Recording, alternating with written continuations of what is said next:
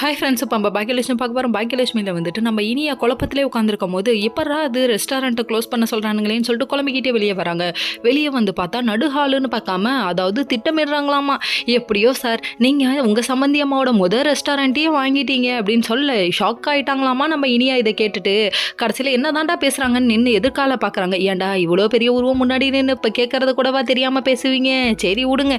இவங்க நின்று பேசிகிட்டு இருக்காங்களாம். எப்படி இவங்க வந்துட்டு முதல் ரெஸ்டாரண்ட்டையும் வாங்கிட்டீங்க, செகண்ட் ரெஸ்டாரண்ட்டையும் நீங்களே வாங்கிட்டீங்க, இப்போ மூணாவதாக வந்து நான் வாங்க முடியாத அளவுக்கு சின்ன ஹோட்டலாக வாங்கியிருக்காங்க.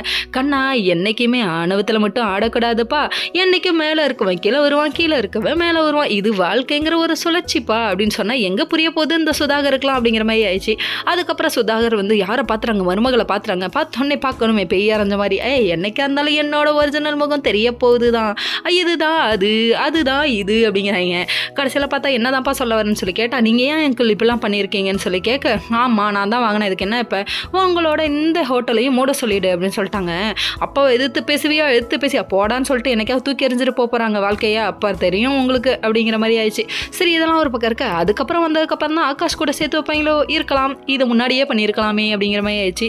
அதுக்கப்புறம் இந்த விஷயத்தை கேள்விப்பட்டு பதறி விட்டு போய் பாக்கியாட்ட சொன்னால் பாக்கியாவுக்கு ஒரு ரியாக்ஷனும் இல்லை. எப்படி இருக்கும், தெரிஞ்ச விஷயத்தை யாராவது மறுபடியும் சொன்னால் எப்படி ரியாக்ஷன் இருக்குங்கண்ணே அப்படின்ற மாதிரி ஆயிடுச்சு.